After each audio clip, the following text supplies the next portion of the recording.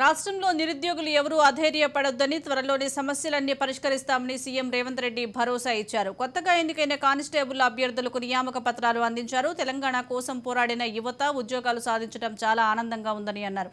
సీఎంగా ప్రమాణం చేసినప్పుడు ఎంత ఆనందం కలిగిందో ఇప్పుడు కూడా అంతే సంతోషంగా ఉందన్నారు. ఆత్మహత్యలు చేసుకునే పరిస్థితి నుంచి యువతను గట్టెక్కిస్తున్నామన్నారు. గత ప్రభుత్వానికి 9.5 ఏళ్లలో ఉద్యోగాలు భర్తీ చేయాలనే ఆలోచనే రాలేదన్నారు. అధికారులతో సమీక్షించి ఉద్యోగాల భర్తీకి అన్ని ఆటంకాలు తొలగించామన్నారు. నిరుద్యోగ యువకుల సమస్యలు పరిష్కరించేందుకు ఈ ప్రభుత్వం సిద్ధంగా ఉందన్నారు. 10 ఏళ్లు ఈ బాధ్యతలోనే ఉండి మీకోసం 24 గంటలు కష్టపడి పనిచేస్తామని సీఎం రేవంత్ రెడ్డి అన్నారు.